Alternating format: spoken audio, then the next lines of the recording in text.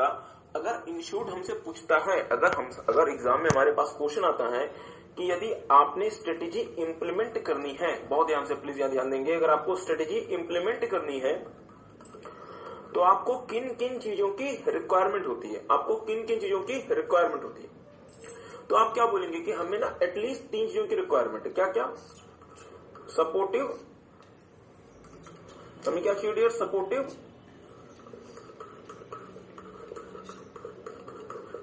Corporate structure, बिल्कुल सही, supportive corporate structure. दूसरा में क्या चाहिए डियर? सपोर्टिव कल्चर, बहुत अच्छा। और तीसरा में क्या चाहिए डियर? सपोर्टिव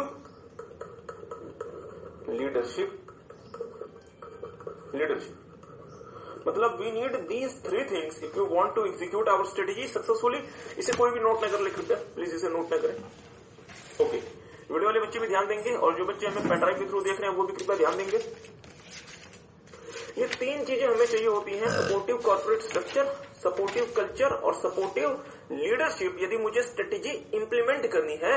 पर मेरा तो सवाल ये था ही नहीं, मेरा तो सवाल अब आएगा। मेरा सवाल ध्यान से सुनिएगा, मैंने लिख दिया supportive culture, supportive structure, supportive leadership. मेरा सवाल ध्यान से, क्या सपोर्टिव, किस चीज का सपोर्टिव? ये क्या सपोर्ट करे? क्या भारत को वर्ल्ड कप में सपोर्ट करे? नहीं सर, अभी वर्ल्ड कप थोड़ा ना आने वाला है, अभी क्या आने वाला है? T20 आने वाला है शायद, तो क्या हम इसमें भारत को सपोर्ट करें? हाँ, शायद 2019 में वर्ल्ड कप भी है ना। नहीं हो, वर्ल्ड कप इस चीज का ध्यान है, एग्जाम इसका ध्यान नहीं है किसी को, प्लीज ध्यान देंगे। तो सर जी क्या सपोर्टिव? इकोनॉमी को सपोर्ट करे, देश को सपोर्ट करे, क्या सपोर्ट करे? मतलब हम कैसा स्ट्रक्चर चाहते हैं? जो हमने लिख दिया कि हमें एक ऐसा स्ट्रक्चर चाहिए जो सपोर्टिव हो। मैं पूछता हूं क्या सपोर्टिव हो? हाँ, स्ट्रेटेजी सपोर्टिव हो, बहुत अच्छा। मीन्स हमें एक ऐसा स्ट्रक्चर चाहिए बच्चों जो कि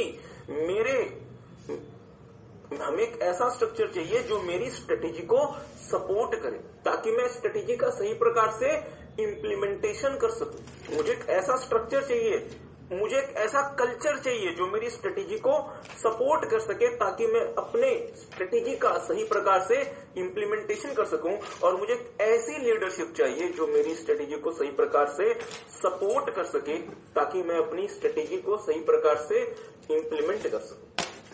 प्लीज मेरी बात पे ध्यान दीजिएगा, तो सवाल अब आएगा। मेरा सवाल ध्यान से सुनिएगा, मैंने लिख दिया supportive culture, supportive structure, supportive leadership. तो आने वाला है, अभी क्या आने वाला है? ध्यान है, एग्जाम इसका ध्यान। हमने लिख दिया कि चाहिए बच्चों से इंप्लीमेंटेशन कर सकूं। मुझे एक ऐसा स्ट्रक्चर चाहिए, मुझे एक ऐसा कल्चर चाहिए जो मेरी स्ट्रेटेजी को सपोर्ट कर सके, ताकि मैं अपने स्ट्रेटेजी का सही प्रकार से इंप्लीमेंटेशन कर सकूं। और मुझे ऐसी लीडरशिप चाहिए जो मेरी स्ट्रेटेजी को सही प्रकार से सपोर्ट कर सके, ताकि मैं अपनी स्ट्रेटेजी को सही प्रकार से इंप्लीमेंट कर सकूं। प्लीज मेरी बात पे ध्यान दीजिएगा, प्लीज मेरी बात पे ध्यान दीजिएगा। एक सिचुएशन कंसिडर करते हैं, और इसका आंसर सिर्फ वही बच्चे कर पाएंगे जिन्होंने सही में क्लास में थोड़ा सा ध्यान दिया है। जो बच्चे क्लास में पबजी खेलते हैं, या फिर जो बच्चे वीडियो के थ्रू हमें देख रहे हैं, या फिर पेन ड्राइव के थ्रू जो बच्चे में देख रहे हैं, वो बच्चे यदि मतलब पबजी खेल रहे होंगे, या फिर अगर वो वीडियो में, या फिर मतलब वो अगर फेसबुक चला रहे होंगे, then it's very sad. Please ध्यान दीजिएगा, एक सिचुएशन कंसिडर करते हैं। ये एक कंपनी है जो कि गले तक क्राइसिस से घिरी हुई है। क्राइसिस ही क्राइसिस, चारों तरफ क्राइसिस।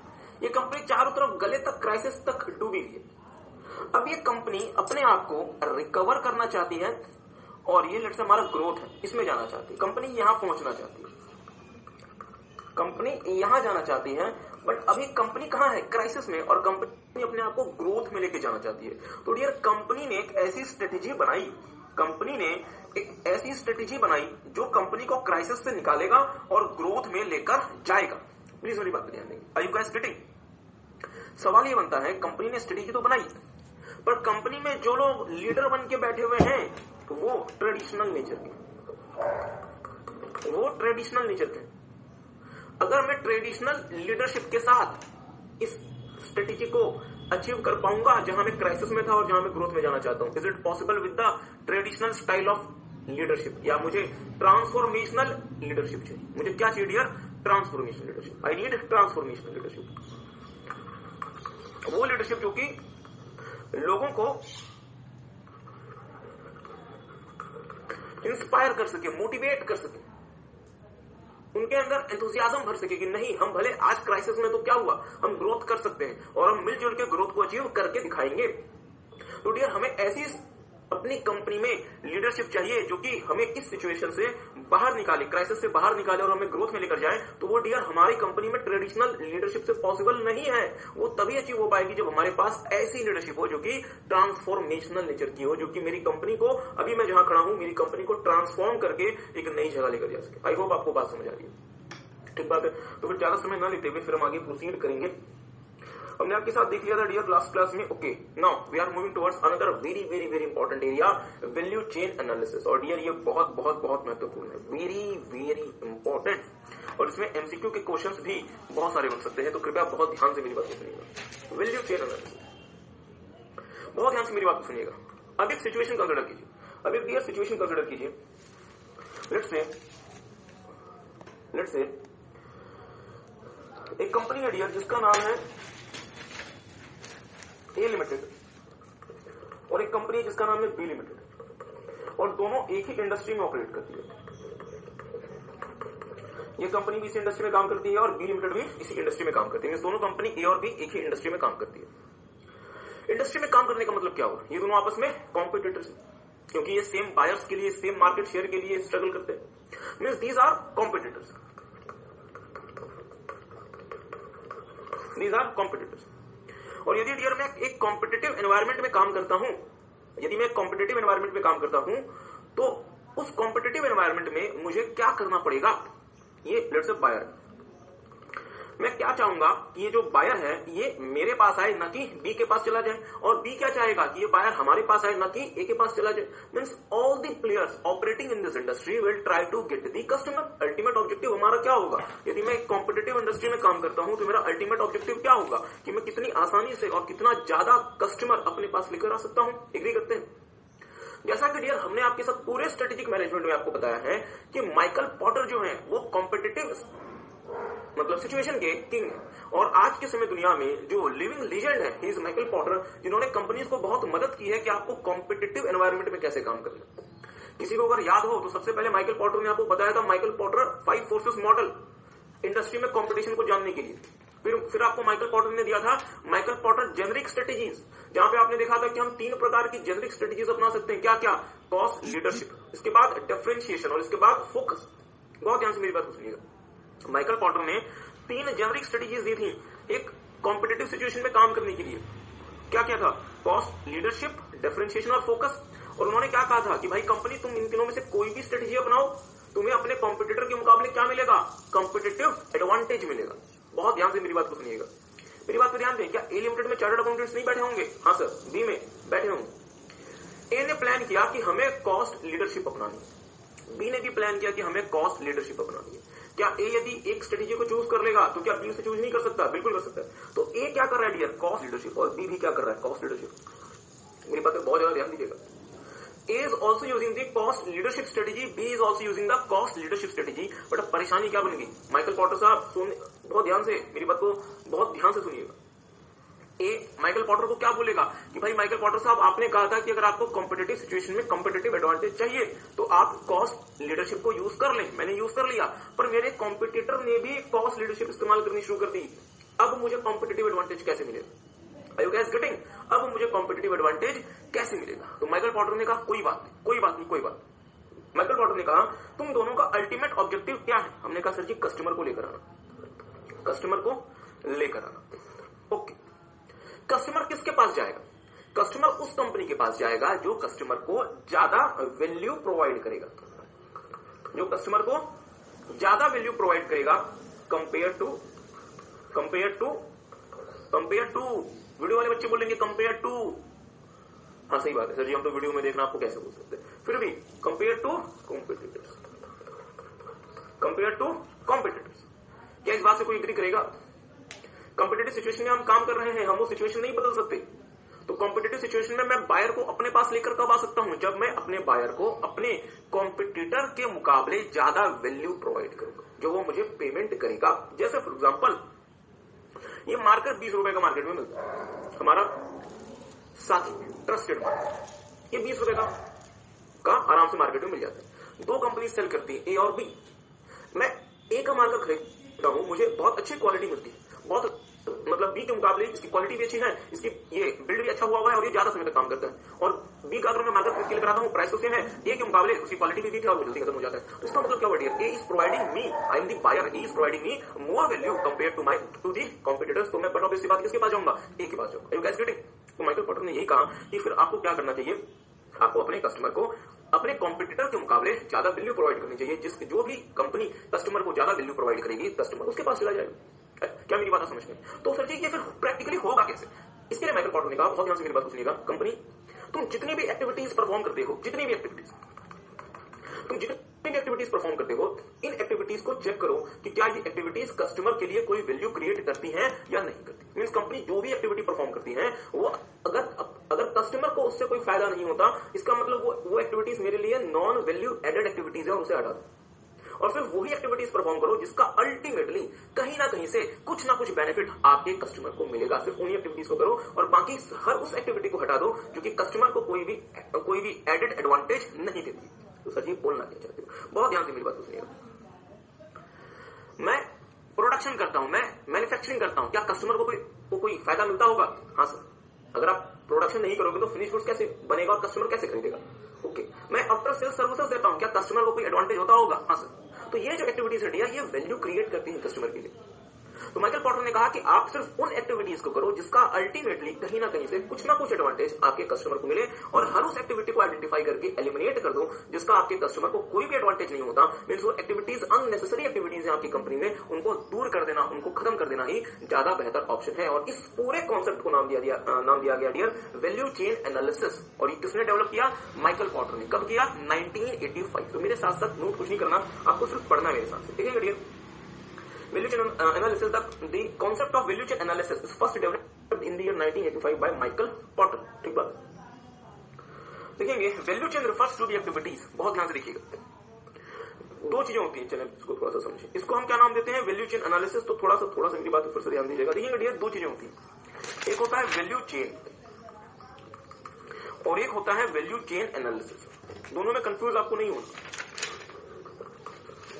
वैल्यू चेन का मतलब होता है हर वो एक्टिविटी, वैल्यू चेन का मतलब होता है हर वो एक्टिविटी जो कि आपने परफॉर्म की है। आपने का मतलब यहाँ पे आपने का मतलब क्या है? कंपनी ने, सेलर ने परफॉर्म की है ताकि एक वैल्यूएबल प्रोडक्ट या सर्विस को मार्केट में कस्टमर तक पहुंचाया जा सके। ठीक बात है? बहुत ध्यान से मेरी बात को सुनिएगा। यदि डियर कैमलिन कंपनी ने मुझे ये मार्कर बेचा, तो क्या भगवान ने रात को कैमलिन कंपनी को ये मार्कर गिफ्ट कर दिया था कि सुबह जाके कस्टमर को बेच देना? नहीं सर। क्या इस कंपनी ने बहुत सारी एक्टिविटीज परफॉर्म की होंगी ताकि एक वैल्यूएबल प्रोडक्ट या सर्विस कस्टमर तक डिलीवर किया जा सके? सर जी बहुत सारी एक्टिविटीज परफॉर्म की होंगी ताकि एक वैल्यूएबल प्रोडक्ट या सर्विस कस्टमर तक डिलीवर किया जा सके। तो वैल्यू चेन का मतलब वो सारी की सारी एक्टिविटीज जो एक कंपनी परफॉर्म करती है ताकि कोई वैल्यूएबल प्रोडक्ट या सर्विस कस्टमर तक डिलीवर किया जा सके। माइकल पोर्टर ने कहा कि इन्हीं एक्टिविटीज को सही प्रकार से एनालाइज करो और नॉन वैल्यू एडेड एक्टिविटीज को रिमूव कर दो। मतलब इन एक्टिविटीज में से जितनी भी आप एक्टिविटीज परफॉर्म करते हैं, सिर्फ इन्हीं एक्टिविटीज को अपने पास रखो जो कि वैल्यू ऐड करती है, जो कि वैल्यू ऐड करती है, किसी ना किसी रूप से वैल्यू ऐड करती है। मेरी बात पे थोड़ा सा ध्यान दीजिएगा। एक चार्टर्ड अकाउंटेंट कंपनी का ऑडिट करता है, एक चार्टर्ड अकाउंटेंट कंपनी का ऑडिट करता है। ठीक बात है? मुझे बताएंगे, अगर जब तक कंपनी का ऑडिट नहीं, अगर हम कंपनी का ऑडिट करते हैं तो क्या कस्टमर को कोई एडेड वैल्यू मिल रही है? कस्टमर को हाँ या ना? नहीं मिल रही सर। सीएजी कंपनी का ऑडिट कर रहे हैं तो इससे हमारे कस्टमर को क्या एडेड वैल्यू मिल रही है? तो मैं इसे हटा दूं या मुझे लीगल ऑब्लिगेशन के तहत ये करवाना पड़ेगा? मुझे लीगल ऑब्लिगेशन के तहत ये करवाना पड़ेगा। बहुत ध्यान से मेरी बात को सुनिएगा। हम ह्यूमन रिसोर्स हायर करके लाते हैं, ह्यूमन रिसोर्स, क्या मेरे कस्टमर को कोई एडेड वैल्यू मिल रही है? नहीं सर। बट जब तक आप ह्यूमन रिसोर्स हायर करके नहीं लाओगे तब तक प्रोडक्शन कैसे करोगे?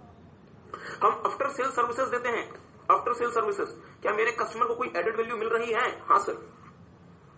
तो इसका मतलब ये वर्ड यार कि आपने देखा कि कुछ एक्टिविटीज तो ऐसी होती हैं जो कि डायरेक्टली मेरे कस्टमर के लिए वैल्यू क्रिएट करती है, और कुछ एक्टिविटीज ऐसी होती हैं जो कि डायरेक्टली कस्टमर के लिए तो वैल्यू क्रिएट नहीं करती, बट अगर आप उन एक्टिविटीज को परफॉर्म नहीं करेंगे तो आप अपना बिजनेस कंटिन्यू नहीं कर पाएंगे। तो माइकल पोर्टर ने कहा हम इस चीज को समझते हैं कि कुछ एक्टिविटीज तो डायरेक्टली वैल्यू क्रिएट करेंगी और कुछ activities dear indirectly value create करने में मदद करती है। तो माइकल पोर्टर ने कहा कि आप अपनी एक्टिविटीज को दो पार्ट्स में क्लासिफाई करें। एक का नाम होगा प्राइमरी एक्टिविटीज जो कि डायरेक्टली वैल्यू क्रिएट करेगी, और दूसरे का नाम होगा सपोर्ट एक्टिविटीज। सेकंड का नाम क्या होगा डियर? सपोर्ट एक्टिविटीज, जो कि डायरेक्टली तो वैल्यू क्रिएट नहीं करेगी बट ये प्राइमरी एक्टिविटीज को सपोर्ट प्रोवाइड करेंगी ताकि प्राइमरी एक्टिविटीज सही प्रकार से फंक्शन कर सके। प्लीज मेरी बात को ध्यान दें। आई होप आपको बात समझ आ रही है।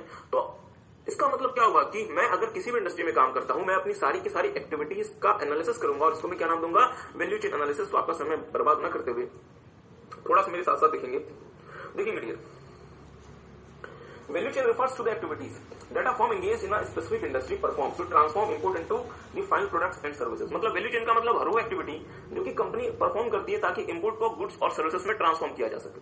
Value chain analysis is a process by which a firm classifies it's value chain activities. ध्यान देंगे, वैल्यू चेन एनालिसिस क्या होता है? जहां पे आप अपनी वैल्यू चेन एक्टिविटीज को क्लासिफाई करते हैं into the primary and support activities, जो कि मेरे लिए वैल्यू ऐड करने का काम करती है। फिर मैं उसे प्रॉपर तरीके से एनालाइज करता हूं ताकि मैं हर उस एक्टिविटी को आइडेंटिफाई करके रिमूव कर दूं जो मेरे अल्टीमेट कस्टमर को कोई भी वैल्यू क्रिएट करके नहीं देती। अगर मुझे इस कॉम्पिटिटिव एनवायरनमेंट में डियर सर्वाइव करना है तो मुझे कोशिश करनी पड़ेगी कि कोई भी ऐसी एक्टिविटी में परफॉर्म ना करूं जिसका मेरे अल्टीमेट कस्टमर को कोई भी फायदा नहीं हो रहा। तो जल्दी से हम आपके साथ क्विक रिकैप करते हैं। वैल्यू चेन का मतलब क्या होगा? हर वो एक्टिविटी जो आप परफॉर्म करते हैं ताकि रॉ मटेरियल को फिनिश गुड्स में आप चेंज कर सकें।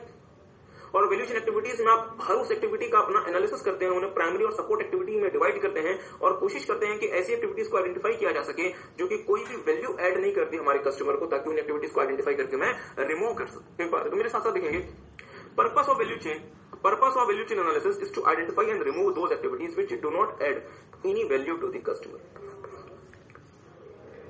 So to provide more value to the customer, value chain analysis is a great source of competitive advantage। ध्यान दीजिएगा, एग्जाम में क्वेश्चन आ सकता है कि वैल्यू चेन एनालिसिस से कॉम्पिटिटिव एडवांटेज का क्या लेना देना। मेरी बात पर ध्यान दे। दो कंपनीज है, एक का नाम है ए, दूसरे का नाम है बी। एक का नाम है ए, दूसरे का नाम है बी। ए लिमिटेड हर वो काम करता है जिससे कस्टमर को फायदा मिले या ना मिले, इससे कोई फर्क नहीं पड़ता। बी लिमिटेड सिर्फ वो काम करते हैं जिसका अल्टीमेट फायदा कस्टमर को होता है, चाहे किसी भी रूप में हो। तो मुझे बताएंगे डियर ए ज्यादा तरक्की करेगा या बी? बट किसी बात है सर जी बी, क्योंकि बी सिर्फ वो काम करता है जिसका अल्टीमेट फायदा कहीं ना कहीं से किसी ना किसी रूप से कस्टमर को होगा। तो बी को ए के मुकाबले क्या मिलेगा? कॉम्पिटिटिव एडवांटेज, क्योंकि बी क्या यूज कर रहा है? Value chain analysis, developed by Michael porter. कब? 1985। ठीक है, तो मेरे साथ साथ देखेंगे। तो हमने क्या देखा डियर कि वैल्यू चेन मतलब वो सारी की सारी एक्टिविटीज जो आप परफॉर्म करते हैं ताकि इनपुट को आउटपुट और फिनिश गुड्स में कन्वर्ट किया जा सके। और वैल्यू चेन एनालिसिस वो प्रोसेस होता है जिसके तहत मैं अपनी सारी एक्टिविटीज को प्राइमरी और सपोर्ट एक्टिविटीज में डिवाइड करता हूं और नॉन वैल्यू एडेड एक्टिविटीज को आइडेंटिफाई करके रिमूव करता हूं ताकि मैं सिर्फ उन्हीं एक्टिविटीज को परफॉर्म करूंगा जिसका अल्टीमेटली मेरे कस्टमर को कोई ना कोई फायदा मिलेगा। देखेंगे प्राइमरी एक्टिविटीज। माइकल पोर्टर ने कहा है कि प्राइमरी एक्टिविटीज 5 प्रकार की होती है। एक होती है डियर इनबाउंड लॉजिस्टिक्स, मतलब रॉ मटेरियल का कंपनी में आना। दूसरा होता है उसका ऑपरेशन, मतलब रॉ मटेरियल को फिनिश गुड्स में कन्वर्ट करना। फिनिश गुड्स में रॉ मटेरियल कन्वर्ट हो गया तो उसे कंपनी से बाहर भेजना थ्रू आउटबाउंड लॉजिस्टिक्स। पर सर जी कंपनी से बाहर तो वो तब जाएगा ना जब कस्टमर्स को पता भी हो। इसके लिए हम क्या करेंगे? मार्केटिंग और सेल्स। और जब कस्टमर ने उसे खरीद लिया तो आफ्टर सेल सर्विसेज। प्लीज ध्यान दें, माइकल पोर्टर ने कहा कि हमारे हिसाब से सिर्फ 5 प्रकार की प्राइमरी एक्टिविटीज होती हैं जो कि डायरेक्टली कस्टमर को वैल्यू क्रिएट करके देती है। पहला, रॉ मटेरियल कंपनी में मंगवाना, इनपुट मंगवाना। दूसरा, उस इनपुट को प्रोसेस करना, उसका ऑपरेशन करना ताकि वो फिनिश गुड्स में कन्वर्ट हो जाए।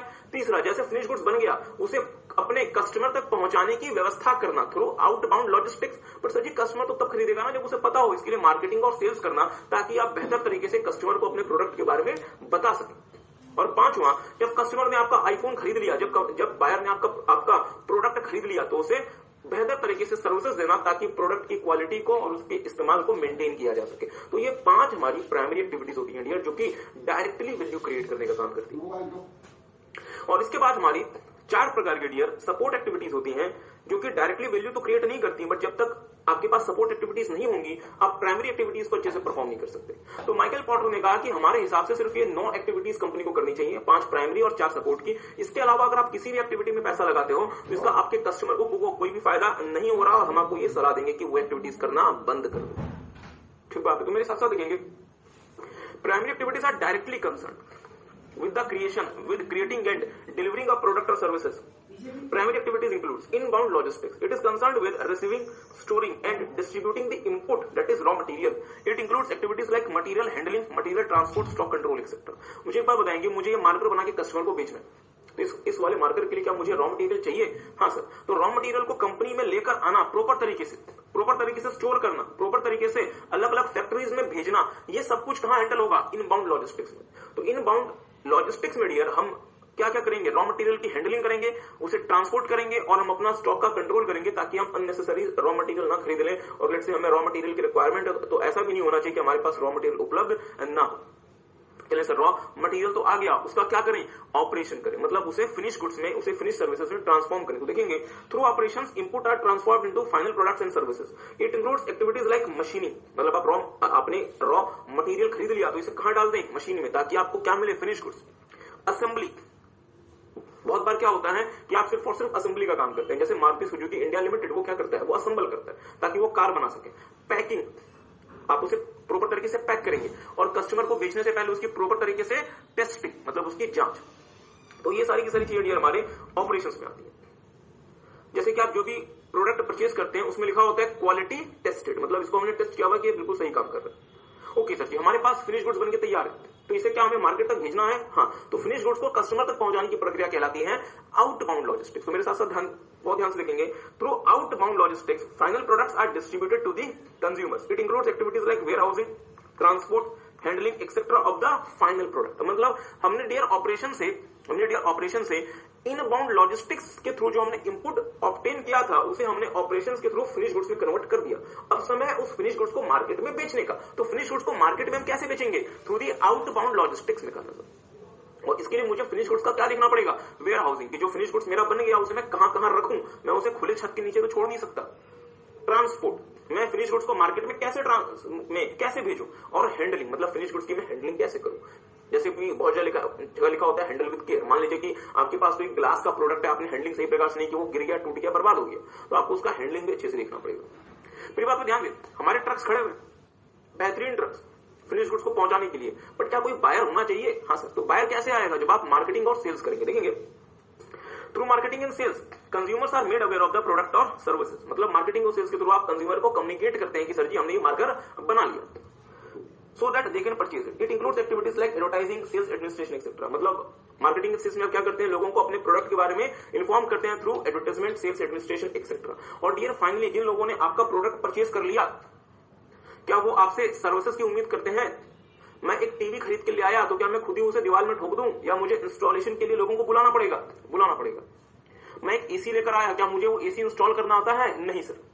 मान लीजिए मैंने हिताची कंपनी से एसी परचेज किया, तो वो हिताची कंपनी की जिम्मेदारी है कि वो अपने बंदों को भेजे मेरे यहाँ, मेरे डिजायर्ड लोकेशन पे एसी को इंस्टॉल करवाए, एसी में समय समय पे आके आफ्टर सेल्स सर्विसेज दे। सिर्फ मैं एसी लेकर आ गया और अपने रूम में मैंने उसे रख दिया, क्या काम हो गया? या एसी ऑपरेशनल मोड में आना चाहिए? सर जी ऑपरेशनल मोड में आना चाहिए। और एसी ऑपरेशनल मोड में कब आएगा? जब उनके बंदे आएंगे, प्रॉपर तरीके से एसी को जगह पे इंस्टॉल करेंगे, हर 3 महीने में या 6 महीने में, ऐसा केस में भी उसकी सर्विसिंग होगी। बहुत ध्यान से मेरी बात को सुनिएगा। तो अगर एसी की प्रॉपर समय पे सर्विसिंग होती है, कंपनी के लोग आते हैं, इंस्टॉल करके जाते हैं, क्या कस्टमर की निगाहों में कोई वैल्यू क्रिएट होती है? हाँ सर। तो डियर एंड में हमें सर्विसेज के कंपोनेंट में भी ध्यान देना पड़ेगा। तो मेरे साथ साथ देखेंगे, it refers to the process through which performance of the product is maintained after it is being produce. मतलब जैसे आपने प्रोडक्ट को प्रोड्यूस कर दिया और अपने कस्टमर्स को दे दिया, फिर आप क्या करेंगे? सर्विसेज के through like installation, repair, warranty, after sale services, आप उसे प्रॉपर तरीके से उसे मेंटेन करते रहेंगे। तो डियर ये तो हमारी प्राइमरी एक्टिविटीज थी। अब हम बात करते हैं सपोर्ट एक्टिविटीज के बारे में। ध्यान दीजिएगा, support activities are activities that do not contribute to the value directly. मतलब ये खुद से वैल्यू क्रिएट नहीं करती, बट डियर अगर आपको प्राइमरी एक्टिविटीज परफॉर्म करनी है तो आपको सपोर्ट एक्टिविटीज चाहिए, अदरवाइज प्राइमरी एक्टिविटीज किसी काम की नहीं होगी। देखेंगे डियर इसमें क्या क्या होता है? प्रोक्योरमेंट। बहुत ध्यान से मेरी बात सुनिएगा। हमने कहा प्राइमरी एक्टिविटी में कि सर जी मुझे ना इनबाउंड लॉजिस्टिक्स लाके दे दो, मतलब मुझे रॉ मटेरियल लाके दे दो, मैं उसे ऑपरेशंस के थ्रू आउटबाउंड लॉजिस्टिक्स में कन्वर्ट कर दूंगा, इसे तो मार्केटिंग और सेल्स कर देना और समय समय पर सर्विसेज का ध्यान रखें। कहानी खत्म। बट एक बात बताएं, एक सिचुएशन कंसिडर करें। हमारे देश में एक बहुत बड़ी कार की कंपनी है मारुति सुजुकी इंडिया लिमिटेड, जो कि हर महीने करीबन 1.5 से 2 लाख गाड़ियां बेच देती है। मान लीजिए मारुति यदि 2 लाख कार भी सेल करती है, तो क्या एटलीस्ट मारुति को हर महीने 8 से 10 लाख टायर्स की रिक्वायरमेंट होती होगी? 8 से, हाँ सर, ग्लासेस की रिक्वायरमेंट होती होगी, एयर बैग्स की रिक्वायरमेंट होती होगी। तो सर जी इतना सारा हमें यदि इनबाउंड लॉजिस्टिक्स चाहिए तो इतने सारे इनबाउंड लॉजिस्टिक्स के लिए हमें तो प्रॉपर तरीके से खरीदने, प्रोक्योर करने के लिए हमारे पास कोई सिस्टम बना होना चाहिए ताकि हमारे पास अनइंटरप्टेड वे में ये रॉ मटेरियल अवेलेबल होता रहे। बहुत ध्यान से मेरी बात को सुनिएगा। हमारे पास एक मैकेनिज्म होना चाहिए डियर, जिसके थ्रू मैं अनइंटरप्टेड बेसिस पे अपने सारे के सारे इनबाउंड लॉजिस्टिक्स की सप्लाई को इंश्योर करता। बहुत ध्यान से मेरी बात को सुनेंगे। तो डियर वो मैकेनिज्म कहलाता है प्रोक्योरमेंट। प्रोक्योरमेंट सर जी सीधे रूप से वैल्यू क्रिएट नहीं करता, बट जब तक आपके पास एक इफेक्टिव प्रोक्योरमेंट मैकेनिज्म नहीं होगा तब तक आप इनबाउंड लॉजिस्टिक्स कहां से लाओगे। मटेरियल रिसीव तो तब होगा ना जब उसे सप्लायर भेजे, मटेरियल स्टोर तो तब करोगे ना जब वो आपके पास हो, और मटेरियल डिस्ट्रीब्यूट तो तब होगा ना जब आपके गोदाम में मटेरियल पड़ा हो। पर सर जी मटेरियल को रिसीव करना, स्टोर करना और डिस्ट्रीब्यूट करने से पहले ये इंश्योर करना पड़ेगा ना कि सप्लायर हमें मटेरियल भेज भी रहा है या नहीं भेज रहा। और सप्लायर आपको मटेरियल कब भेजेगा, जब आपके पास एक इफेक्टिव प्रोक्योरमेंट का सिस्टम मौजूद हो। बहुत ध्यान से मेरी बात को सुनिए। Are you guys getting? तो मेरे साथ साथ देखेंगे। Procurement is a process through which various resources that is input are output. तो फिर जनरली क्या होता है डियर, कंपनी एक डेडिकेटेड डिपार्टमेंट बनाती है जिसका नाम होता है परचेज डिपार्टमेंट। उस परचेज डिपार्टमेंट में एक सब डिपार्टमेंट होता है जिसका काम होता है सप्लायर्स के साथ कांटेक्ट में रहना कि भाई सप्लायर मुझे इस दिन अपने इस फैक्ट्री में इतने क्वांटिटी ऑफ रॉ मटेरियल चाहिए, तुम अनइंटरप्टेड वे में बिना डिले में इस प्रकार के व्हीकल में मुझे एग्जैक्टली इस लोकेशन पे मटेरियल डिलीवर करोगे।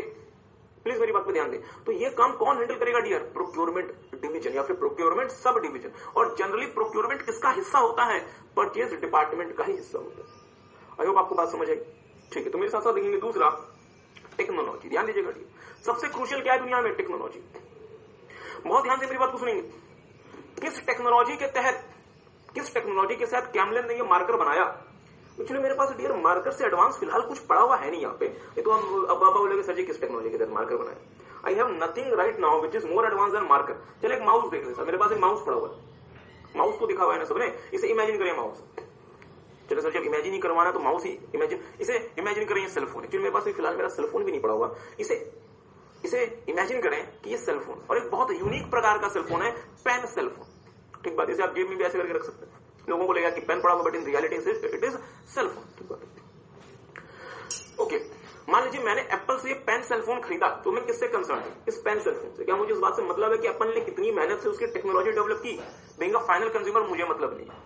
हाँ, यदि मैं बच्चों को स्ट्रेटेजिक मैनेजमेंट पढ़ाता हूं, अगर मैं बच्चों को स्ट्रेटेजिक मैनेजमेंट पढ़ाता हूं तो मैं उनको एग्जांपल के रूप में ये बात बता सकता हूं। बट यदि डियर मैं बच्चों को स्ट्रेटेजिक मैनेजमेंट जैसी चीजें नहीं पढ़ाता तो मुझे मतलब नहीं बनता कि एप्पल ने कितनी मेहनत से वो टेक्नोलॉजी खोजी, कहां से खोजी, किस तरीके से एप्पल वो लेकर आया टेक्नोलॉजी। मुझे इन बातों से कोई मतलब नहीं है। I am happy with this pen self. Are you guys getting? तो डियर हमारी जो टेक्नोलॉजी होती है वो कस्टमर की निगाहों में सीधे रूप से तो हमें बेनिफिट नहीं देती, बट कस्टमर के पास जो फाइनल प्रोडक्ट या सर्विस पहुंचा है वो फाइनल प्रोडक्ट या सर्विस आसमान से नीचे थोड़ा ना गिर गया। हमने उसे कैसे विकसित किया? Through technology. क्या मेरी बात आप समझ पाए? तो dear technology directly value create नहीं करती, बट जो प्रोडक्ट वैल्यू क्रिएट कर रहा है वो प्रोडक्ट कैसे बनता है? Through technology. आई होप आपको बात समझिए। तो मेरे साथ साथ देखेंगे। Okay, it plays very crucial role in gaining the competitive advantage. अगर आपके पास अच्छी टेक्नोलॉजी है तो आपको कॉम्पिटिटिव एडवांटेज मिलने में बहुत ज्यादा मदद मिलेगी, क्योंकि डियर टेक्नोलॉजी से आप बहुत सारे काम कर सकते हैं। जैसे आप अपने खर्चे कम कर सकते हैं, अपने प्रोसेसेस को बेहतर बना सकते हैं, एक्सेट्रा। और हमने टेक्नोलॉजी को कहां पढ़ा? सपोर्ट एक्टिविटीज में। क्योंकि सर ये टेक्नोलॉजी डायरेक्टली प्राइमरी एक्टिविटी नहीं है, पर प्राइमरी एक्टिविटी अच्छे से परफॉर्म तब होगी जब हमारे पास बेहतर टेक्नोलॉजी हो, जब हमारे पास प्रॉपर टेक्नोलॉजी हो।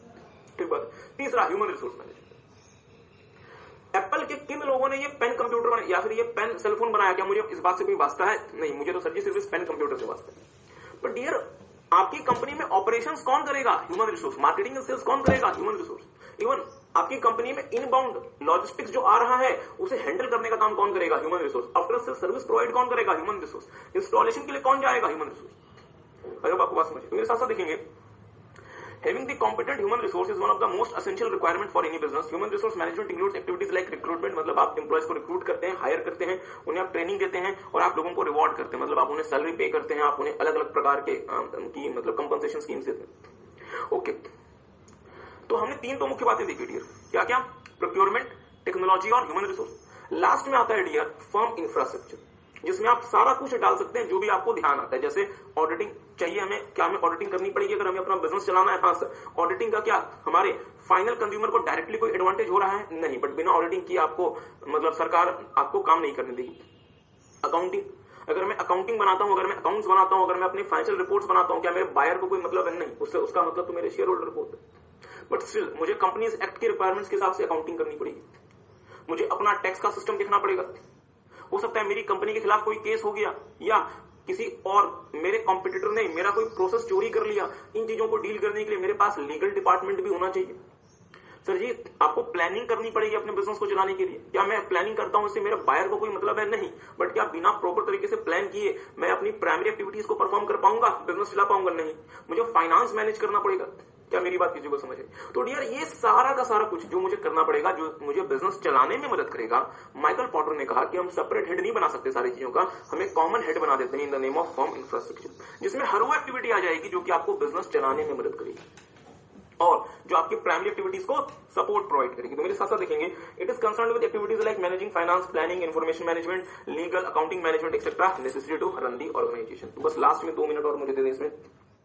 देखिए डियर थ्रू सपोर्ट, ओके, दो support activities do not directly create value but these are essential for the company to perform the primary activity. बात आपने ऑलरेडी देख ली। So in order to gain competitive advantage, entity needs to have the proper value chain analysis mechanism. Company के पास proper value chain analysis mechanism होना चाहिए और मैं आपको strongly recommend करता हूं कि इसे जरूर से घर से पढ़ के लाएं। कॉमरेड आपको इसमें आप इसमें देखेंगे डियर कि मैकडॉनल्ड्स, जिसमें आपने मोस्ट प्रोबेबली मतलब हो सकता है कि पिछले हफ्ते ही विजिट किया होगा। मैकडॉनल्ड्स का ये बिल्कुल ही उससे मिलता जुलता कॉन्सेप्ट है। हाँ, इसके बाद वाला जो कॉन्सेप्ट है बिल्कुल उससे मिलता जुलता कॉन्सेप्ट है। तो आपको वो कॉन्सेप्ट तब तक समझ नहीं आएगा जब तक आपको वैल्यू चेन एनालिसिस समझ नहीं आया। तो मेरी बात को ध्यान दीजिएगा डियर, हमने क्या देखा? हमने ये देखा कि एक कंपनी जितनी भी एक्टिविटीज परफॉर्म करती है, किस चीज के लिए? ताकि इनपुट को आउटपुट में कन्वर्ट किया जा सके। इन सारी की सारी एक्टिविटीज को हम वैल्यू चेन कहते हैं और वैल्यू चेन एनालिसिस में हम इन एक्टिविटीज को प्राइमरी और सपोर्ट एक्टिविटीज में डिवाइड करते हैं और ऐसी एक्टिविटीज को आइडेंटिफाई करते हैं जो कि न प्राइमरी नेचर की है न सपोर्ट नेचर की है, मतलब जो वैल्यू क्रिएट नहीं करती। प्राइमरी एक्टिविटीज वो एक्टिविटीज होती हैं जो सीधे तौर पे इनपुट को आउटपुट में कन्वर्ट करती है ताकि हमारे कस्टमर्स को कोई वैल्यू मिल सके। सपोर्ट एक्टिविटीज डायरेक्टली तो कोई वैल्यू क्रिएट नहीं करती, पर यदि आपको प्राइमरी एक्टिविटीज को सही प्रकार से चलाना है तो आपको सपोर्ट एक्टिविटीज मदद करती है।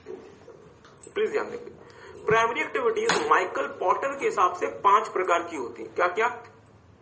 इनबाउंड लॉजिस्टिक्स, रॉ मटेरियल को कैसे हम रिसीव करेंगे, स्टोर करेंगे, डिस्ट्रीब्यूट करेंगे, मटेरियल हैंडलिंग कैसे होगी, मटेरियल का डिस्ट्रीब्यूशन कैसे होगा, स्टॉक कंट्रोल कैसे होगा, इन बातों पे फोकस्ड होती है। इनबाउंड लॉजिस्टिक्स के तहत हमने रॉ मटेरियल हमारे पास पहुंच गया, अब रॉ मटेरियल को आउटबाउंड लॉजिस्टिक्स में कन्वर्ट करो थ्रू ऑपरेशन।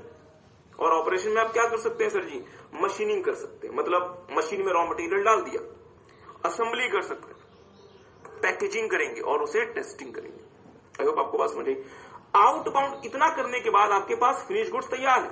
तो सर जी फिनिश गुड्स क्या सिर्फ और सिर्फ तैयार हो जाना काफी है? मेरा फिनिश गुड्स बन गया, फैक्ट्री के जमीन पे पड़ा रहे, फ्लोर पे पड़ा रहे, या प्रॉपर तरीके से इसका वेयर हाउसिंग करो, प्रॉपर तरीके से इसका ट्रांसपोर्टेशन करो और कस्टमर को डिस्ट्रीब्यूट करो। तो ये काम कौन देखेगा? Outbound logistics.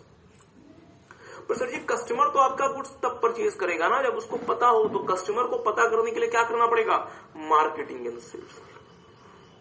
और फाइनली कस्टमर ने प्रोडक्ट खरीद लिया तो क्या कस्टमर वारंटी, गारंटी जैसी चीजों पे भी ध्यान देगा? हाँ सर। कस्टमर क्या आपसे आफ्टर सेल सर्विसेज मांगेगा, समय समय पे उसकी मॉनिटरिंग मांगेगा? हाँ सर। तो इन चीजों के लिए हम क्या चाहते हैं? Support activities. तो डियर ये जो पहली 5 एक्टिविटीज हैं, these are known as primary activities. इसे हम क्या नाम देंगे? प्राइमरी एक्टिविटीज, जो डायरेक्टली मेरे इनपुट को फिनिश गुड्स में कन्वर्ट करती है और साथ में मेरे कस्टमर के लिए वैल्यू क्रिएट करती है। पर सर जी एक बात बताओ, जब तक आपके पास एक बहुत इफेक्टिव प्रोक्योरमेंट का मैकेनिज्म नहीं होगा तो क्या आप इनबाउंड लॉजिस्टिक्स लेकर आ पाओगे? नहीं लेकर आ पाओगे। जैसा कि हमने आपको एग्जांपल दिया डियर कि मारुति सुजुकी इंडिया लिमिटेड हर महीने 2 लाख के आसपास गाड़ियां बेच देती है, मतलब साल में 24 लाख गाड़ियां। आप लोगों के साथ 24 लाख में क्या होता है? चले एग्जांपल हायर लेवल का करते हैं। टोयोटा का नाम सबने सुना हुआ है। टोयोटा सर जी हर साल करीबन 1.25 करोड़ के आसपास गाड़ी बेच देता है, 1.25 करोड़। सोच के देखिए। चले ना टोयोटा भी छोड़ दें, याद करें हमने आपको चैप्टर नंबर 5 में सप्लाई चेन मैनेजमेंट कराया था, वहां पे हमने आपको एक फोटो बना के दी थी कि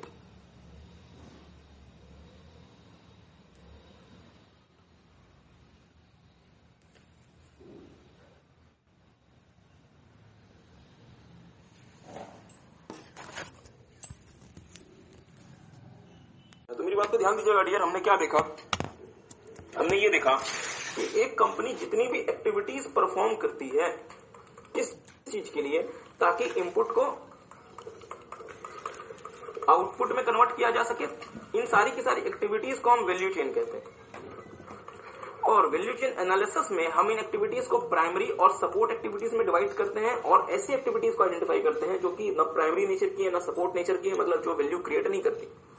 प्राइमरी एक्टिविटीज वो एक्टिविटीज होती हैं जो सीधे तौर पे इनपुट को आउटपुट में कन्वर्ट करती है ताकि हमारे कस्टमर्स को कोई वैल्यू मिल सके। सपोर्ट एक्टिविटीज डायरेक्टली तो कोई वैल्यू क्रिएट नहीं करती, पर यदि आपको प्राइमरी एक्टिविटीज को सही प्रकार से चलाना है तो आपको सपोर्ट एक्टिविटीज मदद करती है। प्लीज ध्यान देंगे, प्राइमरी एक्टिविटीज माइकल पॉटर के हिसाब से 5 प्रकार की होती है। क्या क्या? इनबाउंड लॉजिस्टिक्स, रॉ मटेरियल को कैसे हम रिसीव करेंगे, स्टोर करेंगे, डिस्ट्रीब्यूट करेंगे, मटेरियल हैंडलिंग कैसे होगी, मटेरियल का डिस्ट्रीब्यूशन कैसे होगा, स्टॉक कंट्रोल कैसे होगा, इन बातों पे फोकस्ड होती है। इनबाउंड लॉजिस्टिक्स के तहत हमने रॉ मटेरियल हमारे पास पहुंच गया, अब रॉ मटेरियल को आउटबाउंड लॉजिस्टिक्स में कन्वर्ट करो थ्रू ऑपरेशन। और ऑपरेशन में आप क्या कर सकते हैं सर जी? मशीनिंग कर सकते हैं, मतलब मशीन में रॉ मटेरियल डाल दिया, असेंबली कर सकते हैं, पैकेजिंग करेंगे और उसे टेस्टिंग करेंगे। आई होप आपको बात समझ आई। आउटबाउंड इतना करने के बाद आपके पास फिनिश गुड्स तैयार है, तो सर जी फिनिश गुड्स क्या सिर्फ और सिर्फ तैयार हो जाना काफी है? मेरा फिनिश गुड्स बन गया, फैक्ट्री के जमीन पे पड़ा रहे, फ्लोर पे पड़ा रहे, या प्रॉपर तरीके से इसका वेयर हाउसिंग करो, प्रॉपर तरीके से इसका ट्रांसपोर्टेशन करो और कस्टमर को डिस्ट्रीब्यूट करो, तो ये काम कौन देखेगा? Outbound logistics. पर सर जी कस्टमर तो आपका गुड्स तब परचेज करेगा ना जब उसको पता हो, तो कस्टमर को पता करने के लिए क्या करना पड़ेगा? Marketing and sales. और फाइनली कस्टमर ने प्रोडक्ट खरीद लिया तो क्या कस्टमर वारंटी, गारंटी जैसी चीजों पे भी ध्यान देगा? हाँ सर। कस्टमर क्या आपसे आफ्टर सेल सर्विसेज मांगेगा, समय समय पे उसकी मॉनिटरिंग मांगेगा? हाँ सर। तो इन चीजों के लिए हम क्या चाहते हैं? Support activities. तो डियर ये जो पहली 5 एक्टिविटीज हैं, these are known as primary activities. इसे हम क्या नाम देंगे? प्राइमरी एक्टिविटीज, जो डायरेक्टली मेरे इनपुट को फिनिश गुड्स में कन्वर्ट करती है और साथ में मेरे कस्टमर के लिए वैल्यू क्रिएट करती है। पर सर जी एक बात बताओ, जब तक आपके पास एक बहुत इफेक्टिव प्रोक्योरमेंट का मैकेनिज्म नहीं होगा तो क्या आप इनबाउंड लॉजिस्टिक्स लेकर आ पाओगे? नहीं लेकर आ पाओगे। जैसा कि हमने आपको एग्जांपल दिया डियर कि मारुति सुजुकी इंडिया लिमिटेड हर महीने 2 लाख के आसपास गाड़ियां बेच देती है, मतलब साल में 24 लाख गाड़ियां। आप लोग सर 24 लाख में क्या होता है? चले एग्जांपल हायर लेवल का करते हैं। टोयोटा का नाम सबने सुना हुआ है। टोयोटा सर जी हर साल करीबन 1.25 करोड़ के आसपास गाड़ी बेच देता है, 1.25 करोड़। सोच के देखिए। चले ना टोयोटा भी छोड़ दें, याद करें हमने आपको चैप्टर नंबर 5 में सप्लाई चेन मैनेजमेंट कराया था, वहां पे हमने आपको एक फोटो बना के दी थी कि पिछले 10 सालों में एप्पल ने 120 करोड़ आईफोन बेच दिए, 120 करोड़ आईफोन लास्ट 10 ईयर्स। तो सर जी इतना, तो अगर आप 120 करोड़ आईफोन बना के बेच देंगे तो क्या आपको बहुत ह्यूज क्वांटिटी में उसके पार्ट्स एंड कंपोनेंट्स खरीदने पड़ेंगे? हाँ सर। तो उन पार्ट्स एंड कंपोनेंट्स को खरीदने के लिए कंपनी के पास जो मैकेनिज्म होता है dear, it is known as procurement. It is known as procurement. क्या मेरी बात किसी को समझ आई? इसे हम क्या नाम देंगे? प्रोक्योरमेंट का नाम देंगे। तो प्रोक्योरमेंट हो गया सर, इसके बाद टेक्नोलॉजी। टेक्नोलॉजी के साथ साथ ह्यूमन रिसोर्स और लास्ट में accounting, auditing, finance, planning, management, इन सारी चीजों को लेते हुए हाँ legal, form, infrastructure. I hope किसी को बात समझ आई। तो इसे हम नाम देते हैं वैल्यू चेन एनालिसिस, जो कि माइकल पॉटर ने डेवलप किया था। यहां बात खत्म नहीं होती, इसके बाद तो एक बहुत इंपॉर्टेंट कॉन्सेप्ट शुरू होता है जो कहलाता है core competency and linkage management. तो आपको हमने होमवर्क दिया है कि आपको अपने प्यारे मैकडॉनल्ड्स का वैल्यू चेन एनालिसिस पढ़ के आना है फ्रॉम द हाउस, और हम आगे आपके साथ मूव करते हैं core competency and linkage management in your register. कितना हंसता प्यारा सा चेहरा है। तो मेरे साथ साथ लिखेंगे डियर अपने रजिस्टर में core competency and linkage management, समय बर्बाद न करते हुए हेडिंग बनाएंगे।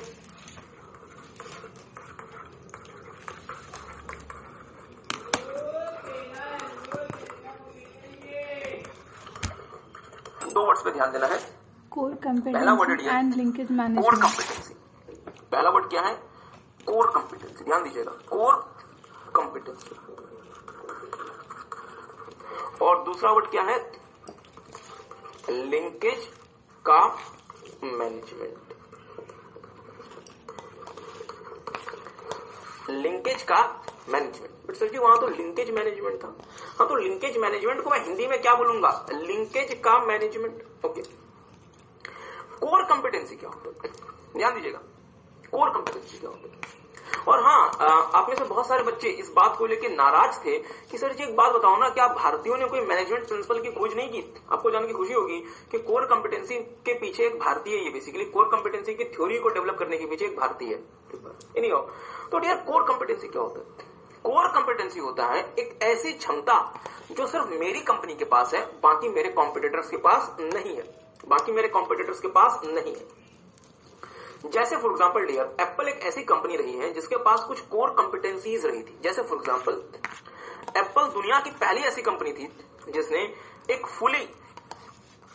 फुल टच स्क्रीन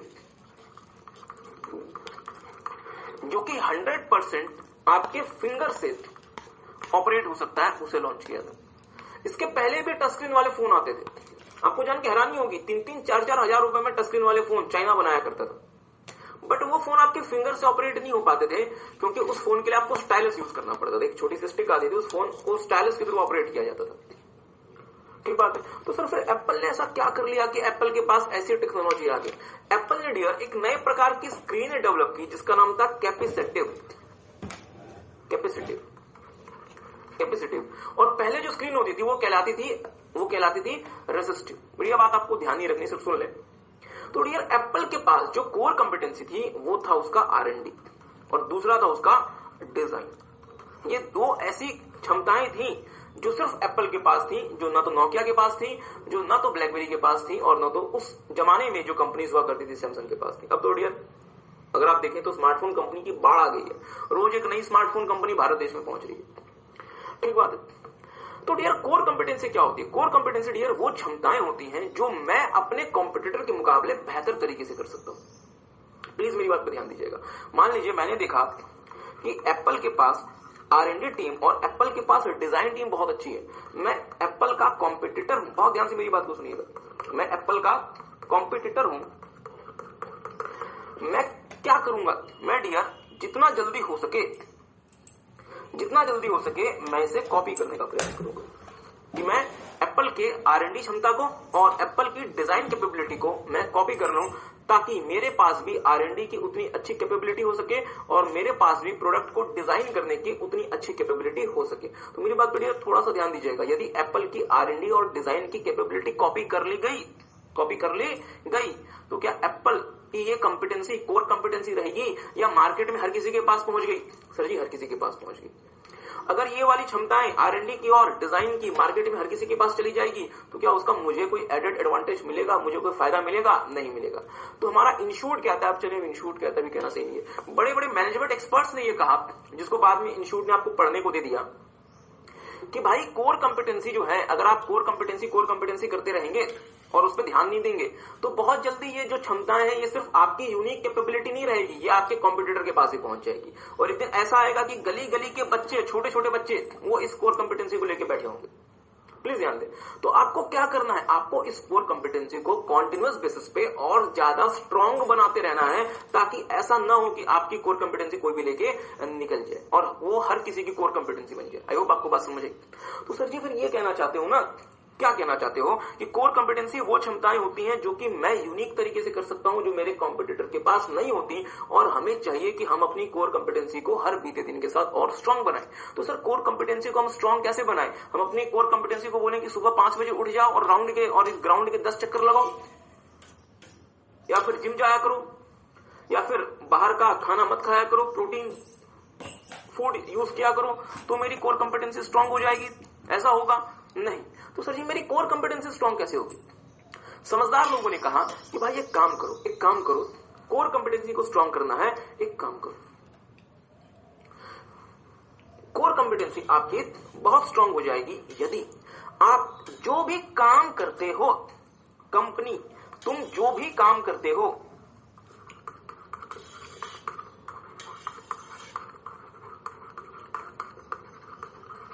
इन कामों में कोर कंपिटेंसी को शामिल कर लो। मैं जो भी करता हूं, मैं ऑपरेशन करता हूं, मैं प्रोक्योरमेंट करता हूं, मैं इनबाउंड लॉजिस्टिक्स मैनेज करता हूं, मैं आउटबाउंड लॉजिस्टिक्स का काम देखता हूं, मैं मार्केटिंग एंड सेल्स करता हूं, मैं आफ्टर सेल्स सर्विसेज देता हूं, मैं टेक्नोलॉजी डेवलप करता हूं। मींस मैं जो भी करता हूं, what ever I am doing, मैं उसमें कोर कंपिटेंसी को शामिल कर लूं, मैं उसमें कोर कंपिटेंसी को शामिल कर लूं। इसका मतलब सर जी मैं कंपनी में जो भी करता हूं, इस मींस कहना क्या चाहते हो, value chain activities. Value chain activities में अपनी कोर कंपिटेंसी को शामिल कर लो। सिर्फ यहां से बात नहीं चलेगी, एक स्टेप और आगे जाओ, एक स्टेप और आगे जाओ, एक स्टेप और आगे जाओ और अपने सप्लायर्स, जिन लोगों ने आपको गुड्स सप्लाई किया है और आगे जिन लोगों के थ्रू आपको गुड्स बाहर बेचना है, मतलब अपने डिस्ट्रीब्यूटर्स को भी अपनी कोर कंपिटेंसी का हिस्सा बना लो। मतलब जिन लोगों से रॉ मटेरियल खरीदोगे और जिन लोगों के थ्रू फिनिश गुड्स बेचोगे, उनमें भी कोर कंपिटेंसी को डेवलप करो। अब आप बोलोगे सर ये कैसे पॉसिबल, इसमें आएंगे कैसे पॉसिबल है, प्लीज ध्यान दें। तो समझदार लोगों ने क्या कहा कि अगर आप कोर कंपिटेंसी आज आपके पास है, अगर आपने उस पर ध्यान नहीं दिया, मेहनत नहीं की, तो 6 से लेके 1 साल के अंदर अंदर आपकी कोर कंपिटेंसी चाइना के गली गली में घूम रही होगी। प्लीज ध्यान दें, छोटी छोटी कंपनीज चाइना की वो आपकी कोर कंपिटेंसी लेके से मतलब अपना काम कर रही होगी, तो आपके पास क्या बचेगा, कुछ नहीं बचेगा। इसलिए उन कोर कंपिटेंसीज को अपनी वैल्यू चेन एक्टिविटी से लिंक कर दो। और आपको पता है डियर, वैल्यू चेन एक्टिविटीज को मैं कहां क्लासिफाई कर सकता हूं, प्राइमरी और सपोर्ट। मतलब प्राइमरी एक्टिविटीज में कोर कंपिटेंसी को शामिल करो, सपोर्ट एक्टिविटीज में कोर कंपिटेंसी को शामिल करो। सिर्फ ये नहीं, प्राइमरी एक्टिविटी और सपोर्ट एक्टिविटीज को भी आपस में जोड़ दो, ताकि आप ज्यादा से ज्यादा कोर कंपिटेंसी लेकर आ सके और आप हर बीते दिन के साथ और स्ट्रांग हो सके। इसी तरीके से अपने सप्लायर और अपने डिस्ट्रीब्यूटर के साथ भी अपनी कोर कंपिटेंसी तैयार कर लो, ताकि आप एक ऐसी कंपनी बन के मार्केट में आए जो कि 10 साल में 120 करोड़ फोन बेच दे। प्लीज ध्यान देंगे, किसी को बात समझ आ रही है तो ये कहलाता है डियर लिंकेज, ये कहलाता है लिंकेज। सर जी कौन सा लिंकेज, प्राइमरी एक्टिविटीज को कोर कंपिटेंसी के साथ लिंक करो, सपोर्ट एक्टिविटीज को लिंक करो, प्राइमरी एक्टिविटी को सपोर्ट एक्टिविटी से लिंक कर लो, अपने सप्लायर अपने डिस्ट्रीब्यूटर को आपस में लिंक कर लो। तो सर सिर्फ लिंक करना काफी है या इस लिंकेज का मैनेजमेंट भी करना पड़ेगा, इस लिंकेज का मैनेजमेंट भी करना पड़ेगा। सो आई होप आपको ये नाम समझ आया जो आपने हेडिंग लिखी हुई है, core competency and linkage management. मुझे पता है ये मैं आपको कुछ भी बताऊं कि आपको समझ नहीं आएगा, इसलिए हमने डियर ये हमने आपको सोचा कि हम आपको लिखवाएंगे, भले थोड़ा सा ज्यादा समय लगे बट आपको बातें समझ तो आनी चाहिए। तो मेरे साथ साथ डियर लिखना शुरू करेंगे। चले मेरे साथ, मेरी बात पर ध्यान दीजिएगा। हमने कहा कि भाई हमारी जो कोर कंपिटेंसी है वो तो हमारा जो कॉम्पिटिटर है वो उसे कॉपी करना चाहता है। तो सर जी एक काम करो ना, कोर कंपिटेंसी आप चाहते हो कॉपी ना हो, एक काम करो, कोर कंपिटेंसी को अगर आप मजबूत बनाते रहना चाहते हो तो अपनी वैल्यू चेन एक्टिविटीज में लिंकेज करो। वैल्यू चेन एक्टिविटीज हमारी प्राइमरी हो सकती है और सपोर्ट हो सकती है। तो सर सबसे पहला काम क्या करो, अपनी प्राइमरी एक्टिविटीज में लिंकेज कर दो। मतलब आपके पास जो 5 प्राइमरी एक्टिविटीज है, क्या क्या, inbound logistics, operations, outbound logistics, marketing and sales and services, इनमें आपस में लिंकेज हो जाएगा तो आपकी कंपनी ज्यादा स्ट्रांग तरीके से अपने कॉम्पिटिटर को फेस कर सकती है। जैसे फॉर एग्जांपल अगर आप अपने ऑपरेशंस फेज में, ध्यान दीजिएगा, ऑपरेशन किसका पार्ट है, प्राइमरी एक्टिविटी का। यदि आप हाई क्वालिटी प्रोडक्ट बना सकते हैं, डिफेक्ट फ्री आइटम बना सकते हैं, तो आपको डियर आफ्टर सेल सर्विसेज में बहुत कम पैसा खर्च करना पड़ेगा। और आफ्टर सेल सर्विसेज किसका पार्ट है, सर्विसेज का। आई होप आपको बात समझ आई। तो मैं अपनी यदि प्राइमरी एक्टिविटीज में लिंकेज कर दूंगा तो मेरी कोर कंपिटेंसी मेरे कंपटीटर के मुकाबले मैं ज्यादा अच्छे से परफॉर्म कर सकता हूँ। कहानी यहाँ खत्म नहीं होती। इंस्टीट्यूट कहता है कि भाई अपनी प्राइमरी एक्टिविटीज में तो लिंकेज कर दी, एक काम करो प्राइमरी एक्टिविटी और सपोर्ट एक्टिविटीज को भी आपस में जोड़ दो। जैसे फॉर एग्जांपल यदि आप अपने एचआर और टेक्नोलॉजी को, और एचआर और टेक्नोलॉजी किसका पार्ट है, सपोर्ट का, यदि आप एचआर और टेक्नोलॉजी को ऑपरेशन से जोड़ देंगे जो किसका पार्ट है, प्राइमरी का, तो आप ऐसे बेहतरीन प्रोडक्ट और सर्विस मार्केट में लेके जा सकते हैं जो आपका कंप्यूटर सोच ही नहीं सकता। मतलब जब भी आप ऑपरेशन करें, ऑपरेशन करने के लिए अपने ह्यूमन रिसोर्स और अपने टेक्नोलॉजी टीम को साथ लेके चले। और तीसरा, इंस्टीट्यूट यहां भी नहीं रोका, इसने कहा कि सर जी आपने प्राइमरीज को आपस में जोड़ दिया, हमने कहा प्राइमरी और सपोर्ट को आपस में जोड़ दिया, मैंने कहा तो एक काम करो सपोर्ट एक्टिविटीज को भी आपस में जोड़ दो, एक काम करो सपोर्ट एक्टिविटीज को भी आपस में जोड़ दो। जैसे फॉर एग्जांपल यदि आपको अच्छी मार्केट रिलेटेड टेक्नोलॉजी चाहिए तो सर जी वो टेक्नोलॉजी आसमान से तो गिर के नहीं आ जाएगी, वो टेक्नोलॉजी आपके पास कब आएगी, जब आपके पास सपोर्टिंग ह्यूमन रिसोर्स होगा और सपोर्टिंग फर्म इंफ्रास्ट्रक्चर होगा तो ही वो टेक्नोलॉजी आपके पास आएगी। आप चाहे इसके अलावा भी कोई एग्जांपल लिख सकते हैं, बट मुझे नहीं लगता कि आप इसके अलावा कोई एग्जांपल मतलब बनाने में समय लगाएंगे, तो फिर आप यही एग्जांपल लिख कर आ सकते हैं। ओके,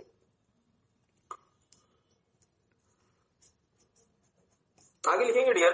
तो ये तो थी हमारी मतलब इंटरनल लिंकेज की बात। अब हम बात करते हैं एक्सटर्नल लिंकेज की, means linkage with the suppliers and distributors. तो मेरे साथ साथ देखेंगे, क्योंकि सिर्फ उन्हीं बच्चों को समझ आएगी। इन्होंने चैप्टर नंबर सॉरी हाँ, ये बात डियर आप चैप्टर नंबर 7 में देखेंगे। और जिन बच्चों ने आईटी ऑलरेडी हमसे कर लिया, ये बात आपने आईटी में देखी हुई डियर चैप्टर नंबर 1 में, टोटल क्वालिटी मैनेजमेंट में।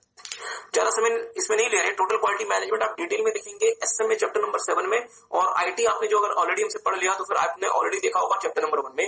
टीकेएम कहता है डियर कि कंपनी को अपने सप्लायर और अपने डिस्ट्रीब्यूटर्स को, भले ये दोनों हमारे बाहर के लोग हैं, बट अपने अंदर के ही लोग मानने चाहिए, इंटरनल लोगों की तरह ट्रीट करना चाहिए और उनसे बहुत ध्यान से डील करना चाहिए। जब भी आप प्रोडक्ट पे काम कर रहे हैं, सप्लायर को शामिल कर लें और अपने डिस्ट्रीब्यूटर्स की राय भी लें, क्योंकि डिस्ट्रीब्यूटर वो व्यक्ति है जो कि कस्टमर को एक्चुअली गाड़ी बेच रहा होता है। प्लीज ध्यान देंगे, मारुति के सीईओ को ज्यादा अच्छे से पता होगा कि गाड़ी जब कस्टमर खरीदने आता है शोरूम में हमारे डिस्ट्रीब्यूटर के पास, डीलर के पास, तो उस डिस्ट्रीब्यूटर को कैसे कन्विंस करना पड़ता है। ध्यान दीजिएगा, मैं गया मारुति की कार खरीदने के लिए मान लीजिए, और मैंने कहा कि यार कार दिखाएं, कौन सी, मान लीजिए वैगनआर, मतलब जी स्टैंडर्ड बढ़ाओ, मान लीजिए वैगनआर।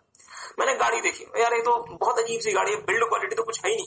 डिस्ट्रीब्यूटर मुझे कैसे कन्विंस करता है, ये बात डिस्ट्रीब्यूटर को ज्यादा अच्छे से पता है।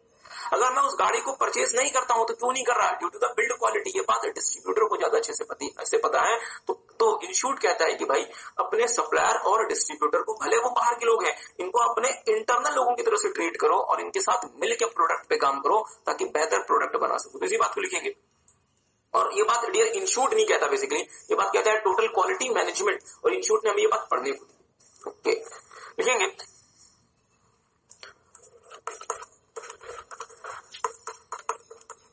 एंटिटी में साइट तो बना रहे हो तो प्रोडक्ट बनाते समय अपने सप्लायर और अपने डिस्ट्रीब्यूटर को भी शामिल करो, ताकि वो भी इन्वॉल्व होंगे, वो आपको अच्छी बात बताएंगे, अच्छी जानकारी देंगे। क्योंकि आपकी कंपनी का डिस्ट्रीब्यूटर वो व्यक्ति है जो कि कस्टमर से सही में डील कर रहा होता है। मारुति ने तो गाड़ी बनाई, अपने डीलर्स को भेज दी, अपने डिस्ट्रीब्यूटर्स को भेज दी। अब उन डिस्ट्रीब्यूटर्स को कैसे बायर्स को कन्विंस करना पड़ता है डियर, ये तो वो डिस्ट्रीब्यूटर ही जानेगा ना, मारुति के सीईओ को थोड़ा ना पता होगा। प्लीज ध्यान दें। तो आप क्या करें, आप अपने डिस्ट्रीब्यूटर्स के साथ मीटिंग्स अरेंज करते रहें, जिसको हम नाम देते हैं डीलर्स मीट, और उनको समय समय पे 1 महीने में 2 महीने में उनको बुलाते रहे कि हमने हमारा जो डाइवर्सिफिकेशन है वो 4 प्रकार का हो सकता है, vertical integrated, horizontal integrated, concentric और कॉन्ग्लोमरेटिक। और वर्टिकल इंटीग्रेशन 2 प्रकार के होते हैं, एक होता है फॉरवर्ड और एक होता है बैकवर्ड। इसके डिटेल में नहीं जा रहे नहीं हो, तो बस एक आखिरी पॉइंट लिख लेंगे डियर, लास्ट में आएंगे strategic change. We have seen core competencies and linkage management. C.K. Prahalad and Gray. I repeat, core competencies and linkage management. C.K. Prahalad and Gary Hamel has developed the concept of core competency in the year 1990. The core competency has the unique strength of the organization which are not shared by others, that is competitors. If utilized properly, core competency can be a source of great competitive advantage for the entity.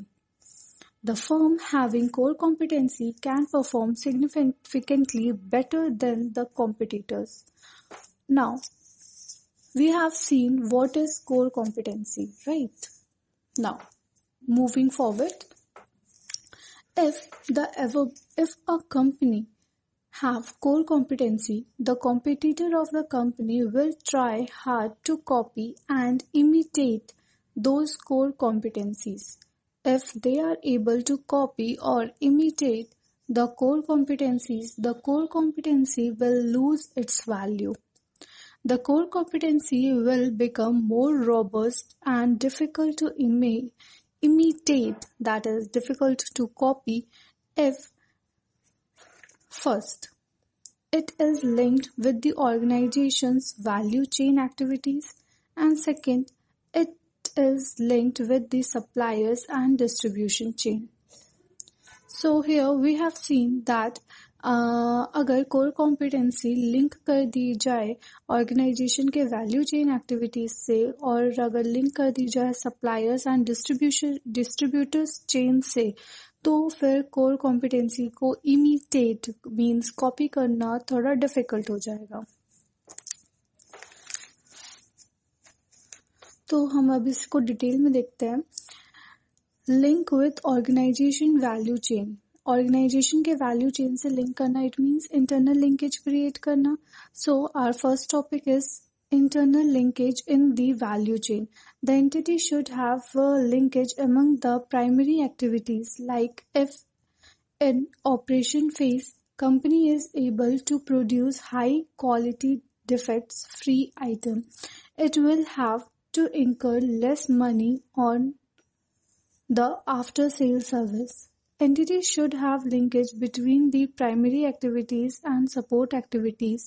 For example, if company is able to link the HR and technology with the operation, it can develop a superior product compared to the competitors.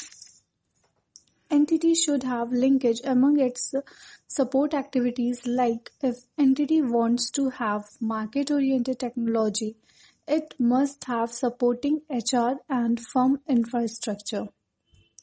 Second one is linkage with suppliers and distributors. Along with internal linkage, entity should have linkage with its supplier and distributors also. A point. Close linkage with the supplier will result in a better quality input at the lower cost. B point. Entity may opt the total quality TQM, which advocates to have close involvement of supplier and distributor in the product development process. Third one is entity may also consider vertical integration to gain better control over the input. The entity should have proper management of these linkage to gain significant competitive advantages over the competitors.